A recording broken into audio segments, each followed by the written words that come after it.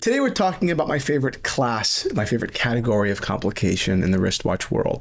Travel time complications, dual time complications, specifically the famous pioneered by Rolex GMT complication. I've picked out 5 plus a bonus, so a total of 6 of these sorts of watches from $650 up to about $62,000. And they all represent, I think, a lot of value at their respective price point. They are interesting watches that I think have pushed the boundary of their respective price point, and I think they're absolutely worth talking about, looking at, playing with, and using as a vessel for education and for enjoyment. I'm not going to go in any particular order here. I'm just going to go through these watches as I thought of them.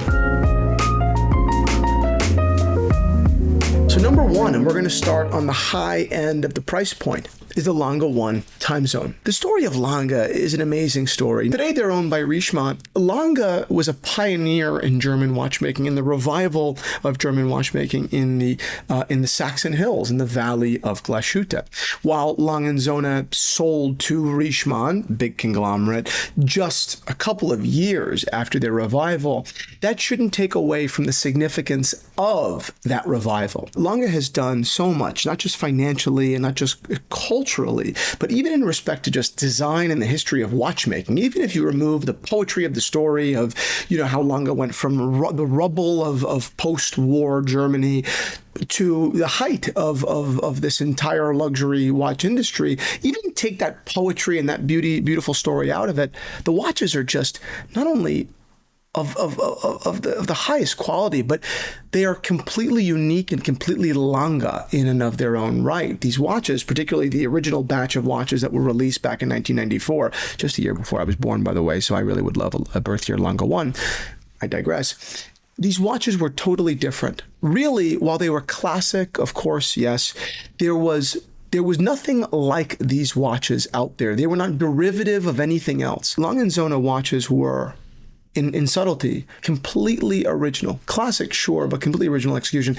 And the time zone complication, which is a more modern complication, of course, is really among one of the greatest examples of a complication, a busy complication no less, being added into an otherwise simplistic watch, and that watch not losing any of its identity, and instead actually maybe adding quite a bit of life, right? The Lange 1 without the time zone is perfect. It's perfect, right? Of course. Adding it in, it could have been too busy, it could have been ugly, it could have been overwhelming, it could have lost its spirit, right? Adding in a complication is a dangerous game, but Lange executed it flawlessly. A little bit bigger, of course. This watch is 41.9 millimeters right now, but it comes in quite a few metals, platinum being one, rose gold being another. But these watches are just fabulous. Again, 41.9 millimeters, not small, and thick, heavy, right? You've got a German silver movement. You've got a platinum case. This thing is a brick. It's a brick, but it's a fantastic watch.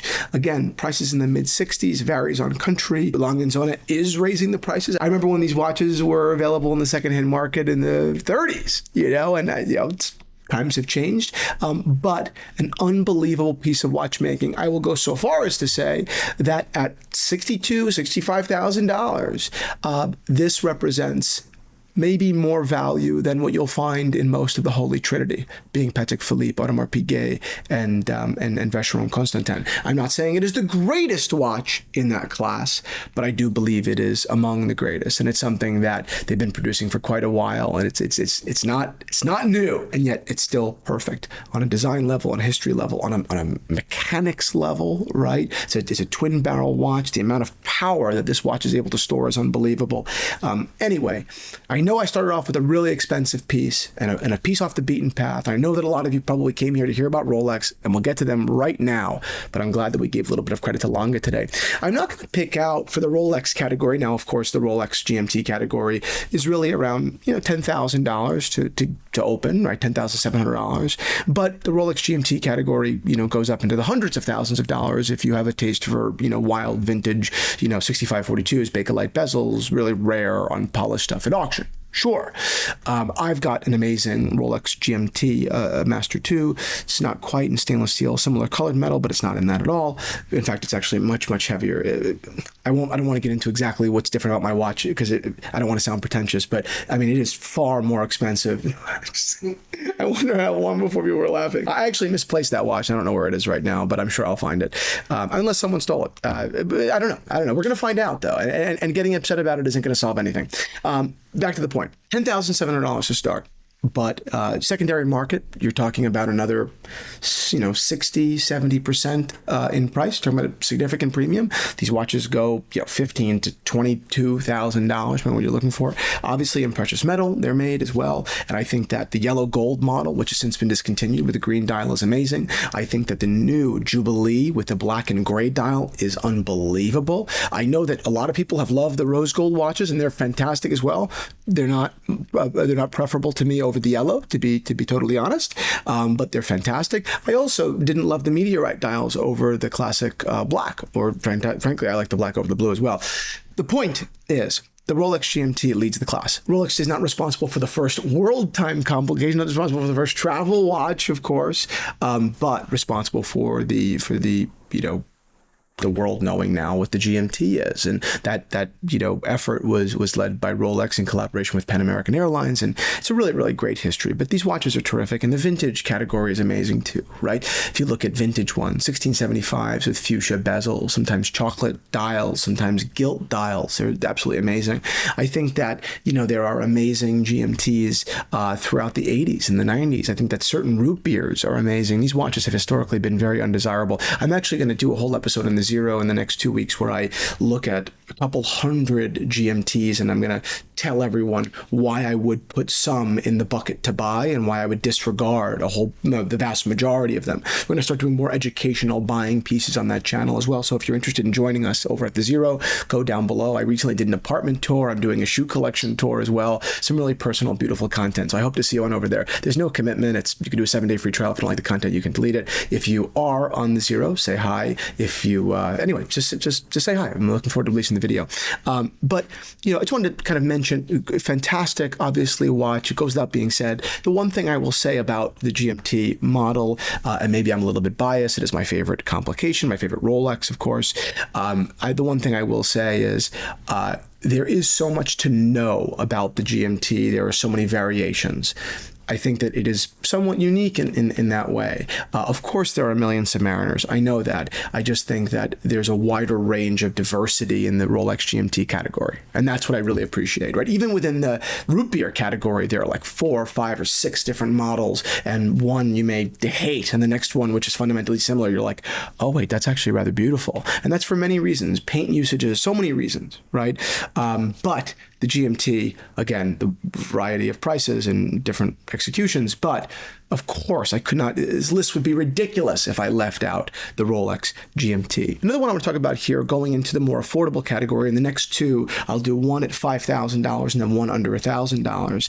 And the under $1,000 is Zelos here, which we'll talk about in a second. They're the sponsor of today's video, but I sincerely think that this is a truly fantastic GMT you're gonna love to see. But for right now, Grand Seiko. Grand Seiko is a troubled company.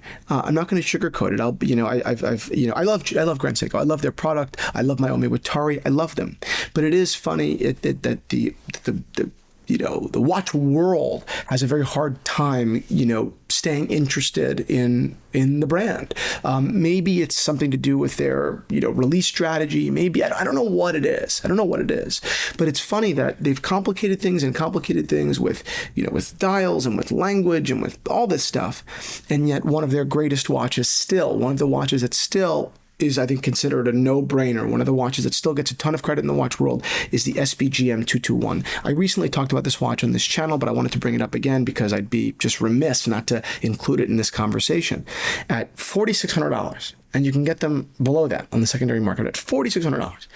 eggshell dial, perfect proportions, 39.5 millimeters, Soratsu finishing, beautiful hands. Everything about this watch is terrific. It's really fantastic. $4,600 is not nothing money-wise. Frankly, as it pertains to money, it's not nothing, but it's not a crazy amount of money for what it is. I think it's very appropriately priced, very fair. It is a beautiful watch, and it is a great entryway into that brand. And maybe you'll decide, once you buy this watch, that you don't have any interest in pursuing the brand any further. That happens with many brands, right? You buy maybe one Rolex, maybe you buy one Patek, maybe you buy one Citizen, right? You don't. But if you only are going to buy one, I think that this is quite likely the one you ought to buy. This is an amazing one. This is an amazing piece that just doesn't get old. It does not get old. I've owned them before. I've never kept one in my personal collection. I've owned them before. I adore them. Go take a look at this watch. I'm going to do a Longines in just a second because that watch, or a Longines, that watch is, again, in that luxury category, entry into the luxury world at $3,150. And there's a lot more diversity in that watch than there is in the Grand Seiko SPGM 221. But before I do, let's talk about this new Zelos, the Thresher. There are three things about this watch that make it as really good as it is. Number one, the use of aventurine, the dial and the bezel. Absolutely unbelievable. This is such an underrated, subtle, beautiful effect. I don't think you could ever get tired of that look. Number two, the case design. While fundamentally it's reminiscent, of course, of some divers that we saw in the 1960s and 70s, yes, the newly added lines and facets make it really unique and a little bit more sporty and modern and beautiful. And number three, the usage of titanium here. And that's all really like quote unquote design centric, maybe superficial, whatever, all fantastic assets. But even at the core of the watch, right? We're not talking about a quartz watch here. We're talking about a beautiful, true quote unquote GMT from Miyota. It's topped with a custom black rotor. Again, just all around this piece, it's fantastic. I like the center links. I really do. For me, even if this watch were quartz, I'd still find it interesting. I mean, it's really just got just about everything going for it. And again, for $650, it's absurd. 200 meters water resistant, sapphire case back, great movement, beautiful dial, click bezel here. Again, the metal, titanium, the aventurine, everything here. I'm a big Zelos watch fan. The first time we did a collaboration with them and they were a sponsor of this channel, we got amazing reception. I know that one of the criticisms of this channel is that because my interests are generally like kind of odd, like I'm interested in vintage gold like Piaget, and I like watches a lot of people don't like, that sometimes it can be a little bit, it's interesting or polarizing, not relatable, whatever. Whereas when I pay attention to smaller brands that for under $1,000 are delivering remarkable value, no surprise, more people are like, thank you finally for talking about something that's relevant to me in my life. Thank you, Mr. Piaget, for finally, talking about something that has any material value to me, right? So I'm glad to do that. Everyone loves Zelos on this channel. I know that. We got a ton of comments. This brand just deserves all of the credit. I adore this piece. Yes, they are the sponsor of this video. That is not a secret, but my admiration for this watch and this brand is completely sincere, and I'm so happy to be a partner of them. I'm so happy to be a friend of the brand, and everyone go take a look at not only this new Zelos, but the entire collection. I couldn't possibly recommend the collection more. So head on over to Zelos. The next watch I'll talk about here, a beautiful watch. I love the Longines Zulu. There's no doubt about it. But again, entry level to luxury, it's expensive. It's underpriced for what it is at $3,150, but it is expensive. I love that it's offered in a couple of different sizes, 39, 42, definitely valuable, and neither, I think, misses on the proportion level. You almost can't tell which size it originally was and was intended to be, which is a really good sign. That's kind of the trick when it comes to appropriating these watches to different sizes. I love it with a green bezel, of course. I love it in two-tone. I think that's actually a really elegant and really rich look. The GMT was originally supposed to be kind of a little bit of an uppity complication, like classy people or the jet set, and they're the ones that travel. And I kind of think that's really, really nice. I love this watch. Loved it from the day it came out. Love the Longines brand. I recommend a watch like this at $3,150 over Omega at $7,000 a lot of the time all day, because again, to people that the dollar matters, and frankly, most of us it does, because you're getting, for all intents and purposes, exactly what you need and want. You are getting luxury characteristics and quality at $3,150. And yeah, you're also getting that in Omega at $7,000, and you're getting maybe more complicated movements, and sure, you're getting other stuff, no doubt. I'm not saying the delta is unjustified, but for most people, the vast majority of the world, spending double the money is really more for ego than it is for anything else. It's because, well, I don't want to get the one that I can afford. I'd rather get the one I can't afford, which makes no sense at all, right? That just, it literally is antithetical to everything that I, believe in so far as consumerism. It's like, yeah, we all want to aspire. I want a luxury product. And this is a great luxury product. No need to spend twice as much and in that delta buy a bunch of stuff I don't really care about. So, and I'm not slighting Omega at all. I love Omega. I'm just saying this is the place for Longines. I think they do an amazing job with this watch. Not to mention the fact that Longines owns the heritage. Longines had the first travel watches, the first Zulu watches back, over nearly 100 years ago, right? So Longines is at the beginning of it. The last watch we'll do today, because now we are at 5, but the last watch is a bit of a bonus here. And it is not a GMT, but it's Travel Time from Patek Philippe, the brand that was making, travel watches and world watches before any of the brands I just listed. Okay, they've got world times dating back over 100 years, right? And you've got this new 5164G. I cannot possibly speak more highly about this watch. I think this is one of the most beautiful sports watches of my career in the watch world. So long as I've been a reader and a lover of this genre, I think this is one of the best. I think the metal, being white gold, is fantastic. I think the color of the rubber, matching the dial, is terrific. The watch itself is unchanged, right? The complication was always great. The layout was always great. 5164 was always a fantastic watch, right? Again, it's an Aquanaut in every way, but the complication doesn't take away from anything. It is not crowding the traditional Aquanaut. It's improving it, sure. But again, it's not just a technical improvement. I mean, even the design is basically flawless.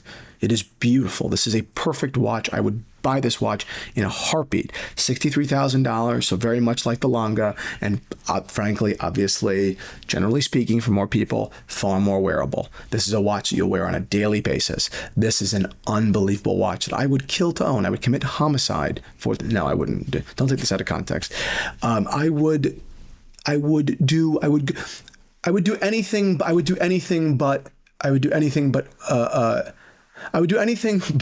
develop a good relationship with an AD, because that I just can't stand. That I can't do.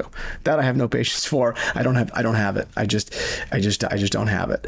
But other than that, this watch is worth it. This watch is fantastic. So if you've already spent hundreds of thousands of dollars with your local authorized dealer, if you've already, bought your wife more diamonds than anyone deserves, ask for this watch, because it's literally perfect. In every single way, this watch is perfect. It did an amazing job. For me, it was the highlight of Watches and Wonders this past year. So that's it. Thank you very much for watching this episode, all about GMTs and travel watches. And I hope you all have a beautiful day. Go join the Zero if you haven't already. Again, some fantastic content coming. Did a shoe tour, did an apartment tour, and we're doing a buying episode. We're going to be doing the buying episodes on a monthly basis. So fantastic content coming over there. If you're already on the Zero, stay tuned. If you've maybe dropped off or tuned out, come back in. We welcome you back with open arms. Tune in and come take a look at this new content, because it's going to be absolutely fantastic. It actually is already being released, and it's fantastic. So go head on over, and thank you to Zelos Watches. Go to Zelos.